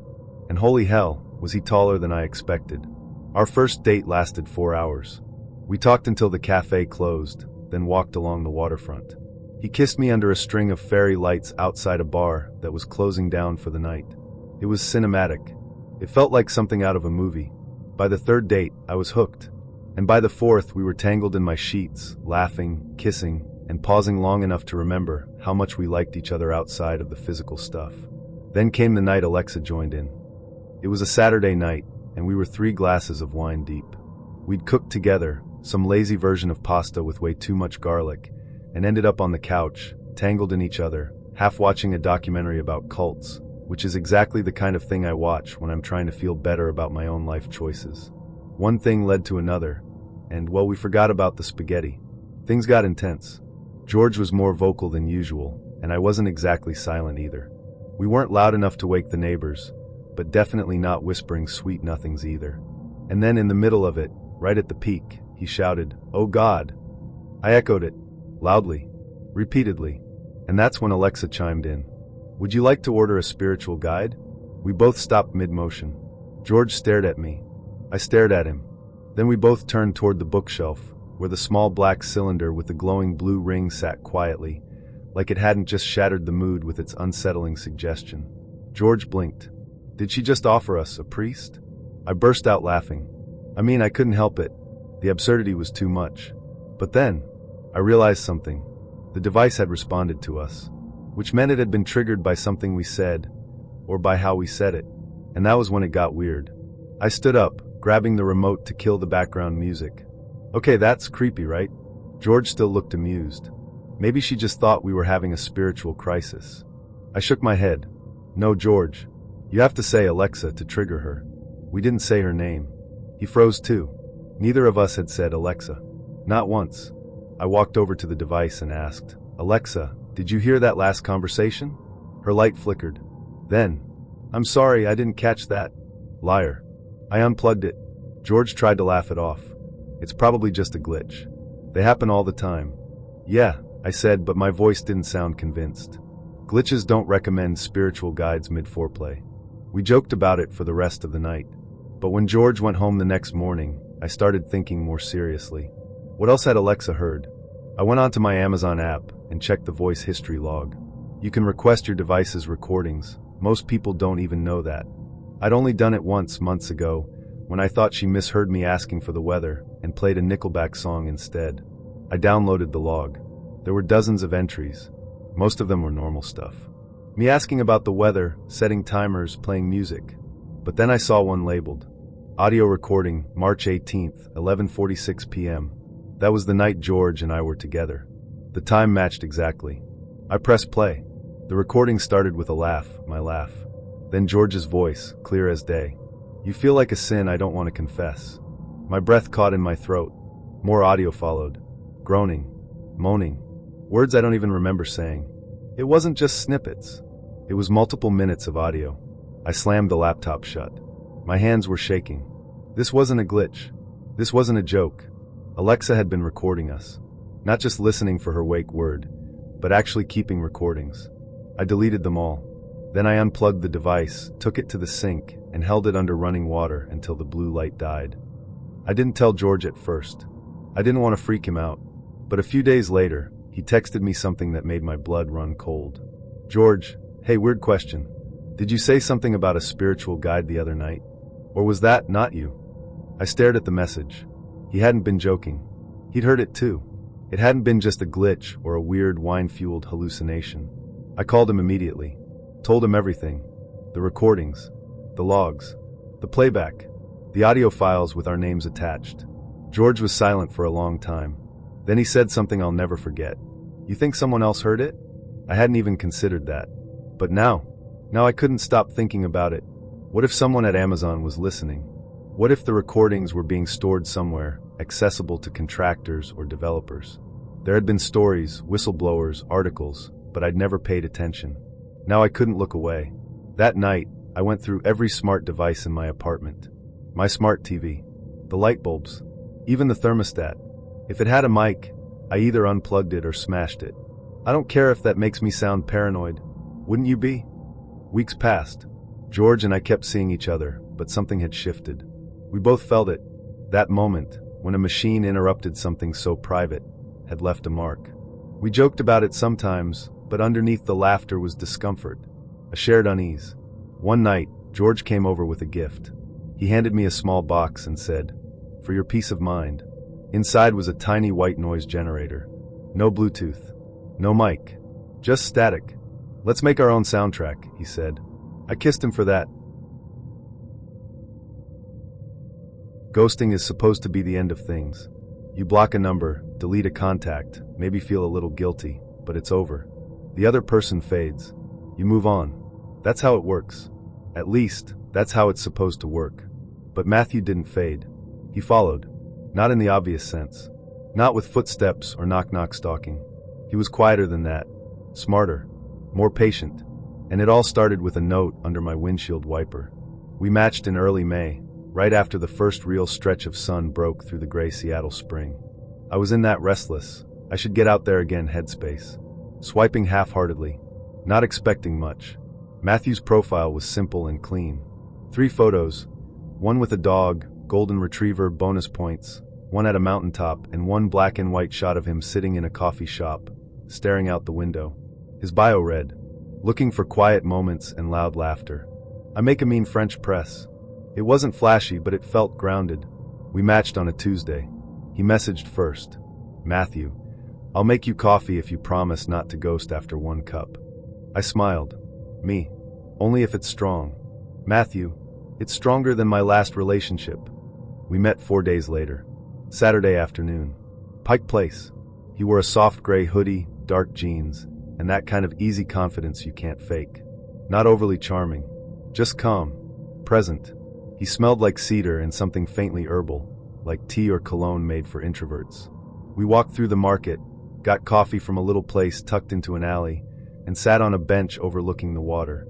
He asked about my job, I work in UX design, my favorite soundtrack, Interstellar, and whether I believe in fate. "Not really," I said. He smiled. "That's okay. I believe in it enough for both of us." We kissed before I got into my car. It was soft, warm, promising. We saw each other 3 more times over the next 2 weeks. Dinner, a museum exhibit, a slow walk around Green Lake, where he reached for my hand without asking. He was sweet, thoughtful, a little intense, but in a way that felt flattering at first. He remembered everything I said, quoted it back later, like proof he was paying attention. "You said you hate olives, right? You mentioned your brother lives in Portland. Do you miss him? You once said you feel most alone in elevators." I've been thinking about that. It should have felt romantic. Instead, it started to feel like surveillance. But I ignored that feeling. Because he hadn't done anything wrong. Not yet. Things shifted the night I stayed over at his place. It wasn't planned. We'd had dinner, watched a movie on his couch, and ended up wrapped around each other under a blanket. His apartment was too clean. Not in a neat freak kind of way, more like it hadn't been lived in. No clutter. No laundry. No dishes in the sink. The only personal touches were framed photos on the wall. At first, I didn't notice. But when I walked past them to the bathroom, I paused. They weren't of friends, or nature, or travel. They were of women. All black and white. All candid. Or at least made to look that way. All alone. One brushing her hair. Another reading. One asleep. In different apartments. Different rooms. I asked him about them when I came back. He said he was capturing intimacy. "It's part of a project," he said. "Documenting people in their most unguarded moments." "Did they know?" I asked. He smiled. "Of course." Something about the way he said it made my stomach twist. I left early the next morning. I didn't text him for a few days. He texted twice. "Matthew, did I do something wrong? Matthew, I liked where this was going." I didn't reply. Then he DM'd me on Instagram. Commented on an old post of mine. I blocked him. That should have been it. But it wasn't. 3 days later, I found the note. Folded. Tucked under my windshield wiper. No envelope. Just one sentence. "I'm still thinking about that joke you made about elevators." I froze in the parking lot. My car was parked outside my apartment, in a gated lot. I looked around. No one nearby. I crumpled the note, tossed it, and told myself it was a one-off. That maybe he got drunk. That he'd move on. He didn't. The next morning, there was another note. Same paper. Folded the same way. You look tired today. I hope you're sleeping. I called the police. They said they couldn't do much. He hasn't threatened you, the officer said. Technically, this isn't harassment unless he repeats the behavior. He already has, I said. They took a report. Promised to make a note of it. I didn't feel any safer. I installed a camera by my front door. Left the porch light on all night. Started parking 3 blocks away and walking home just to feel like I had control over who saw me. But it didn't matter. The notes kept coming. Always handwritten. Always short. Always unnervingly specific. You wore red today. I like that color on you. You smiled at the barista. He didn't deserve it. I know you're trying to forget me. I'm patient. I never saw him. Never heard footsteps. Never caught a glimpse. Just the notes. Then he escalated. One night, I came home to find one of my Polaroids pinned to my front door. It was from years ago, me and my dog, sitting on my old balcony. I didn't remember posting it anywhere, but I did remember the shirt I was wearing in it, because it had a bleach stain on the sleeve, and I'd thrown it out 2 years ago. I packed a bag and stayed with a friend across town. Told work I needed a few days remote. Filed for a restraining order. The process was slow. Too slow. I changed my number. Deleted all my social media. Got a new lock. Still, I didn't sleep. The final note came a week later. It was waiting on my friend's doorstep. No one knew I was staying there. No one but Matthew. The note read, "You can run, but I don't need to follow. I'm already where you sleep." I moved again. Out of state. New apartment. I've always hated family dinners. So when I matched with Rachel on Tinder and she invited me out for something chill and low-key, I expected tacos, maybe drinks. A patio somewhere in South Austin. Something casual. What I didn't expect was a table for 9, and her entire family waiting for me. On the first date, Rachel had this disarming smile in her photos. The kind that makes you stop scrolling. Something about her eyes, sharp but kind. Her profile said, "Dog mom, teacher, likes early morning walks and people who aren't afraid of weird questions." She messaged me first. "Rachel, are you emotionally available or just bored?" I laughed out loud and wrote back, "Me, both. But I'm working on it." We hit it off fast. She told me she taught 6th grade science and had a corgi named Pluto. We joked about bad dates, shared Spotify playlists, and swapped ghost stories after she found out I used to live in a supposedly haunted apartment near the UT campus. By the end of the week, she asked if I was free Sunday night. "I know this really good family-run Italian place," she said. "It's quiet, intimate." That sounded perfect. I didn't realize she meant family-run in the most literal sense. The restaurant was in East Austin. I showed up 15 minutes early because I'm that guy, nervous, punctual, always wondering if I've overdressed. I texted her, "Me, I'm here. Want me to grab a table?" No answer. A minute later, I saw her waving from inside. I walked in and froze. She wasn't alone. There were 8 other people at the table. An older woman and man, probably her parents. 2 younger women who looked like sisters. A tall guy with a jawline you could slice bread on. And a couple of kids, maybe 10 or 11, playing with the sugar packets. Rachel stood up, all smiles. "Evan, you made it." She kissed my cheek and gestured to the table like this was completely normal. "Everyone, this is Evan. Evan, this is well, everyone." I laughed nervously.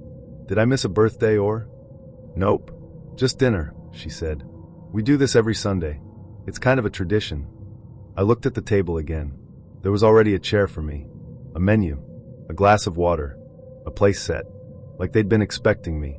I sat down slowly. The introductions were a blur. Her dad leaned in first. "So, what are your intentions with our Rachel?" I laughed again, thinking it was a joke. He didn't smile. "Just kidding," he finally said, but the pause had been too long. Too serious. Her mom jumped in. Asked what I did for work. Whether I liked kids. If I was religious. If I planned on staying in Austin long term. I hadn't even ordered food yet. Rachel just sat there, sipping wine like this was completely normal. I tried to pull her aside when the waiter came to take orders. "Hey, I thought this was just us." She smiled. "Yeah, I probably should have mentioned. My family's really important to me. I figured, why wait?" "Wait for what?" "For you to meet them, she said, like it was obvious. Dating is about integration. Seeing how you fit. On the first date? She shrugged. It saves time. I spent the next hour being grilled like a steak. Her uncle, I hadn't even caught his name, asked if I had any medical conditions he should know about, in case there are genetic concerns down the road. Her cousin asked how much I made per year. Her younger sister wanted to know if I'd ever cheated. One of the kids asked if I was going to be their new uncle. Rachel just kept sipping wine and smiling. When dessert came, her dad raised a toast. To new beginnings, he said, and to good men who know when they've found something special. Everyone clinked glasses. I didn't move. After dessert, I stood up to use the restroom. Rachel followed me. She caught me by the hallway and whispered, "You okay?" I tried to keep my voice light. "That was a lot." She tilted her head. "You didn't like it?" "I mean, they're nice, but I thought this was going to be you and me." "It is," she said. "This is me. My family's part of that. If you're dating me, you're dating them too." I stared at her. She wasn't joking. And she wasn't backing down. I nodded slowly. "Okay. I think I'm gonna head out." Her smile faded. "Seriously?" "Yeah." She looked hurt. Not angry, just disappointed. "I thought you were different," she said. I didn't answer. I just walked out. I thought that was it. Weird date. Red flag. Lesson learned. But 3 days later, I got a Facebook friend request from her mom. Then an Instagram follow from her sister. Then a group text from a number I didn't recognize. Family Sunday chat. "We missed you this week, Evan. Hope everything's okay." I left the chat. Blocked the number. Blocked Rachel. That Saturday, someone rang my doorbell. I live in a duplex. No gate. No security camera. I opened the door. There was a gift basket on my porch. Wine, pasta, a jar of sauce, and a note. "Since you didn't get to take any leftovers. No hard feelings. R." I didn't text her. Didn't say thank you. I threw the basket away. The next morning, I found a photo slipped under my door. It was me, sitting at the dinner table, looking off to the side mid-chew while Rachel's dad stared at me. No caption. No message. Just the photo. I moved apartments 2 months later. New neighborhood. New number. No more Sunday dinners. No more family traditions. No more Rachel. You can learn a lot about someone by what they keep in their drawers. Not the kitchen kind. Not the office kind. The bedside kind. That's where people keep the stuff that doesn't always come up in conversation. The things they don't put on display, but still keep close. And sometimes those drawers say more than the person ever will. That's how I learned Nico wasn't who I thought he was. Or maybe he was, and just didn't want me to see it yet. I met Nico on Tinder in early February. It was one of those rare weeks where San Diego decided it wanted to pretend to be gloomy for a change. Cloud cover, wind, the kind of weather people here act surprised by even though it happens every year. His photos stood out, black and white portraits, mostly. One of him sitting in front of a mirror, camera in hand. Another of him leaning against a brick wall, almost smirking. His bio read, "Photographer. Quiet until I'm not. Let's skip small talk." I liked that. We matched the same day. He messaged first. "Nico, you look like someone who doesn't waste time." He was right. We met for coffee the next afternoon, and it turned into dinner. He had this calm, steady way of talking, like every word had already been thought through. No filler. No nervous laughter. Just direct eye contact and questions that landed a little deeper than expected. "What do you like that you're embarrassed to admit? Do you ever pretend to be someone else just to see if people notice?" I didn't know if he was flirting or analyzing me. Maybe both. By the end of the night, I wanted to see him again. We went out 2 more times that week. Drinks, then a walk by the harbor. Then a late dinner where we shared a dessert, and he brushed a crumb off my lip like he'd been waiting for an excuse to touch me. Things progressed naturally. You know that moment when you're kissing someone, and everything else just fades out? That's where we were. On his couch, the windows open, the city breathing outside. He pulled me into his lap. I laughed against his neck. He kissed behind my ear and asked, "Want to move this to the bedroom?"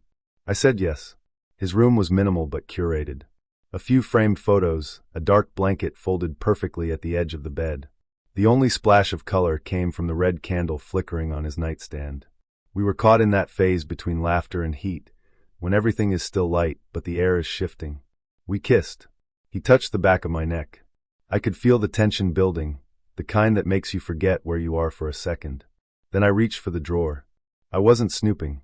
I just asked if he had protection. He nodded toward the nightstand.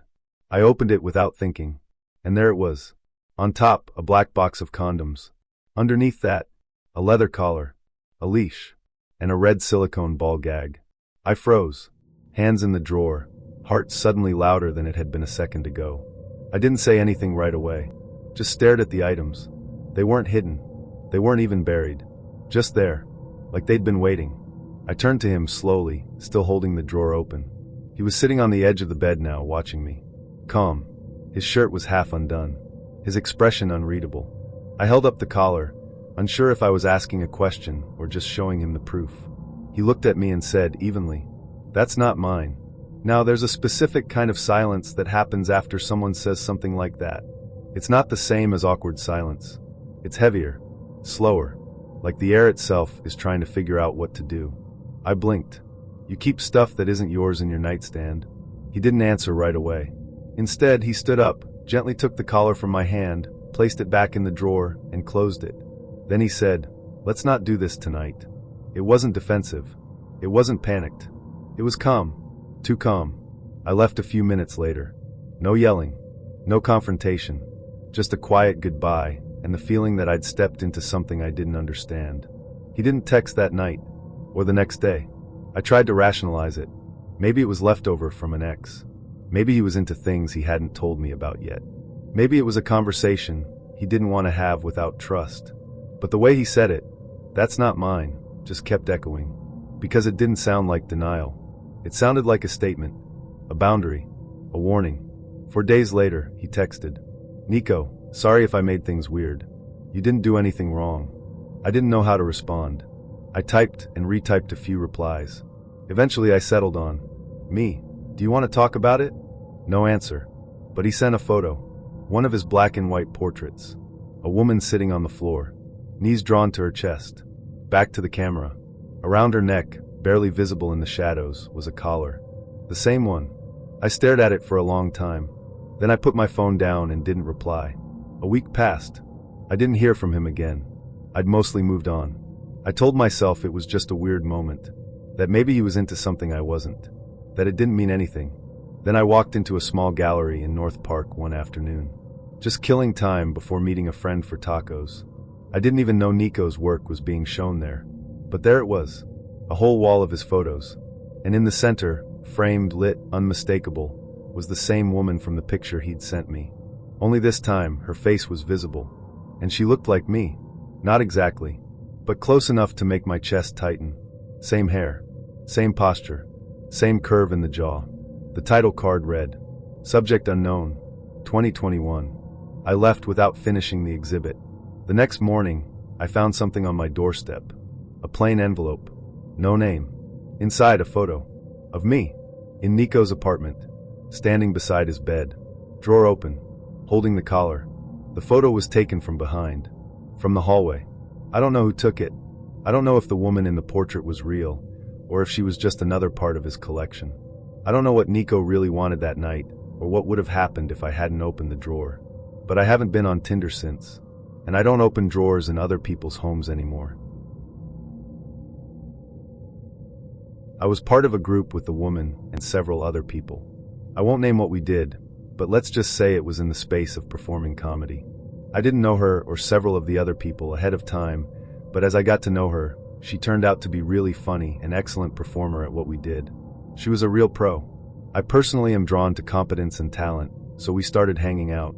This was right around the time between Christmas and New Year's, and we would plan some events for the whole group, knowing that we were the only 2 members in town, so we wasn't so obvious to either of us or anybody else what was happening. We went to a movie totally platonically. We went to a nice Asian fusion restaurant platonically, and I invited her over to my house to watch a movie platonically, but with the intention of checking things out. This was like 3 days before New Year's. I will say that things went well, and then it's the only time in my life I've actually done the cliched thing of going on a date, bringing that date home, and then having sex with that date. The afternoon of New Year's Eve, she texted me the innocent question, "What are you doing for New Year's?" Which I took as an essentially platonic question, just asking me what I'm doing.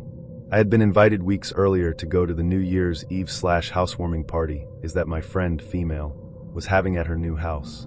So I told her that's what my plans were. That became the first in a really long line of horrible text messages that realized I'd done the wrong thing with my penis, and I was being punished for it. Her position was that since she and I had had sex, my New Year's plans should be with her. Well, I was able to talk her off the ledge, but I didn't change my plans, and she managed to get herself disinvited before I was going to invite her to the same event. But I don't negotiate with terrorists, yada yada, so I didn't invite her. Things calmed down after that, after she realized I wasn't cheating on her, even though we were not in any kind of declared relationship. We were meeting at my house every week, and after we were done, everybody would take their stuff, put on their coats, and leave, and this one person would do all of that, walk out of the house, pretend to be leaving, then when everybody was gone, she would come back inside, and we would do the funny bunny. That was pretty much our entire involvement. We didn't actually do anything socially together outside of my house, I think. Anyway, she was getting out of control, and I finally had to break it off with her, so I had a clear heart-to-heart compassionate conversation with her, and she seemed to understand, and then pretend like I didn't exist, and I mean like physically I didn't exist. She stopped speaking to me, she wouldn't even look at me at the times we had to have some interaction, and then, the texts. So, we're broken up. I'd elected to step away from the group that we were a part of, because I felt she was more important to the group than I was. So we really were not seeing each other at all anywhere, because I was also avoiding the community where we would perform. The texts she sent were vile. They were just horrible things about me that were not based on any specifics about me. Like, we didn't really spend that much time together, and really didn't know that much about each other, but she did that thing where she would just describe some other person she must have known, and then say I am built like that person. Every week or two I would get texts that she had figured it all out, and then roll off a conspiracy that most typically was about how I was cheating on her and with who and how I was doing it. I mean, I guess I was a little bit flattered that she thought I was just getting that much ass and have the luxury to make a girl like her just another piece of ass in my harem, despite my behaving in no way that would indicate I regarded her like that. She would make mistakes in logic so large that they were like a gotcha in a government hearing. Like, she accused me of dating her only to make a prior girl I had dated jealous. Even though that other girl broke it off with me, and was also completely unaware of the relationship I had going on, because girl I was really seeing and I were actively keeping it a secret from everybody but ourselves. I continued to get texts for months, and I would respond to them, always trying to make things better, or explain something so she didn't feel so hurt, things like that. This Buddhist guy I was talking to in a little bar and explained the situation to, because I was being bombarded by texts as we were sitting there, pointed out to me that on some level I actually liked it, and I know he was right. I have enough training in related areas to know what he means. Basically, I was getting something out of it, or seeking to get something out of it, which was to first off be important to someone, secondly to try and preserve my good guy image, so that nobody ever in the world says something bad about me face with rolling eyes, and helps me keep my attention off of my own sense of loss and bereavement, not just about this relationship, but about all the relationships.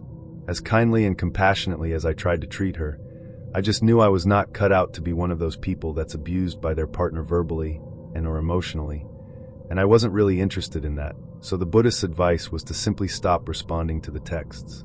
He rightly pointed out that I was just giving her what she wanted, so why should she stop? In this case, he was right.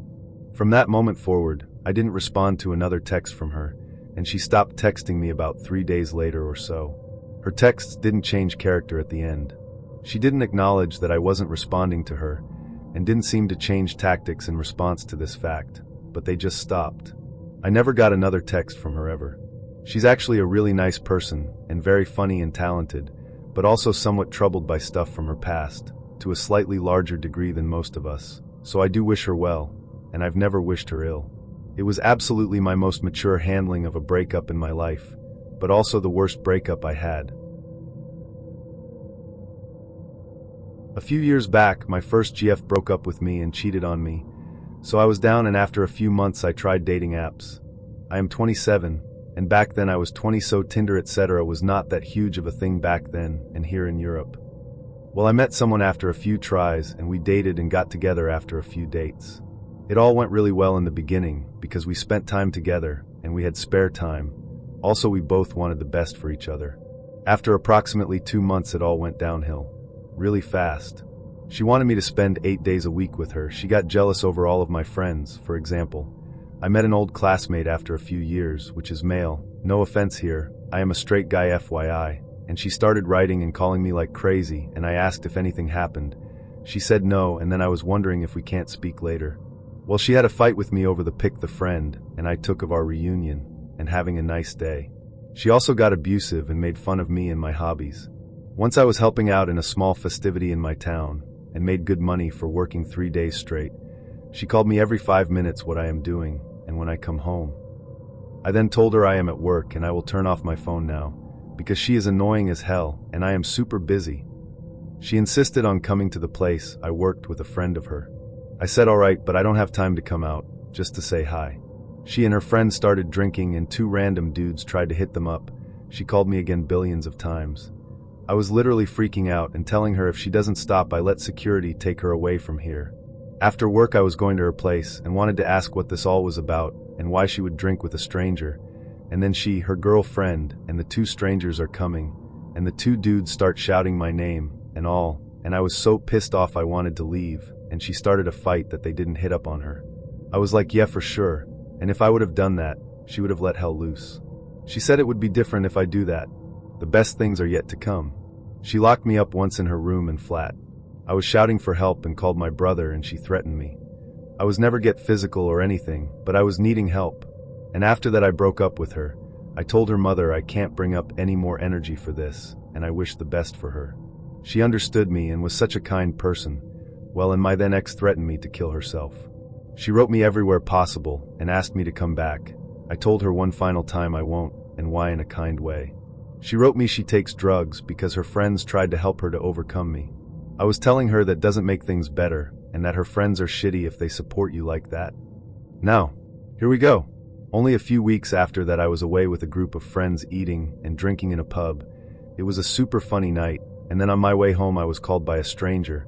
I was picking it up and asked who was there, and the stranger started saying, "Oh hey," a wrong and shorter version of my name. "Can you remember me? We exchanged numbers when we were smoking at the club last time." I was thinking, okay, wrong number. "Hey there, wrong number. I hate that place and I don't smoke. Sorry, but good luck next time." I was getting off the train, and then I got another call by the same number. I was like, WTF. Picked it up and told him that he is definitely wrong, although he was drunk or something. He then told me, "Hey, I am a friend of your ex. She feels horrible and asked me to talk to you and to make you overthink to come back to her." I was so upset and pissed off. I shouted into the phone in the middle of the night, "Listen up, buddy. Nice try earlier, but I don't care who you are and if you buy her all the drugs. So don't fucking call me again." I was seeing people while I walked home in the distance in front of my gate. I was having a bad feeling and called my family to please pick me up at the stop. They did, and those guys got off really quick. I locked the gate and saw a plant and a note lying there on our ground. I got her that plant. The note said, F*** KU and your stupid flower and your stupid fake presents you made. At this point I said it is enough. Stalking is absolutely not funny. I called the number back and then I freaked out really bad. "Listen up, mate. If I ever see you again close to my house, I call the cops. I have evidence of her threatening me online and with phone calls, etc., and also evidence you bothered me multiple times. And the note and the plant. Not so smart. I will tell this all to the police. I hope you regret it all now." After that I haven't heard anything of her. But once I was working in a restaurant at the bar, and she and her friends came there to eat. It was weird, but she told the guys I was her weird ex, and they started bothering me, and I had to get the whole group to get thrown out, and they are not allowed there anymore. I have a few stories actually, but I'll tell you about one that I haven't told many people outside of my circle about. I'll try to keep it somewhat short though, even though I'm notoriously terrible at doing that. Anyways, let's move on. This happened back in early 2018. I was a horny 18-year-old at the time, and I'd been on this weird hybrid social media / dating / kink site for a few months. I made a status that was kinda stupid. I forget what I even said, but this one older chick, 46, from the Northwest somewhere sent me a PM about it and mentioned she always enjoyed my sense of humor and wanted to be friends, but she understood if I didn't want to talk. I told her it's okay, and that I appreciated the compliment, and we got to talking innocently for a while. Just some really low-key stuff, honestly. I can't remember everything obviously since it was a couple years ago, and that part of our conversation didn't stick out from all the others I'd had on the app. It didn't take very long for things to get sexual, and being an attention-starved 18-year-old dude with some pretty low standards and not really knowing exactly what I wanted out of a romantic relationship, I guess I kinda just let it happen. We did some ERP, erotic roleplay, together, and it turned out we had a few of the same major kinks, so it was fun. After we had enough of a bond over that shit, we talked about each other's lives and situations a bit to get closer. That's where things started getting a little weird. So she told me that she had 2 sons, both of them older than me, but one was a lot closer in age. I mean, that's not really weird by any means, but she mentioned that she had a big thing for guys who were younger, and she made sure to put emphasis on how much younger she was into. It didn't really sit well with me at 18 that this chick was into guys around her son's ages, but I let it slide. Horny and confused are 2 emotions that don't really mix very well, especially in younger dudes. It was extremely conflicting, but like I said, I didn't really make it into a big deal at the time. I can't remember the order of these next 2 events, but I'll try my best. A few days later, she asks me, "King, I need to know right now, are you really 18? So I told her I was. She said, "I just wanted to be sure, I've been lied to before.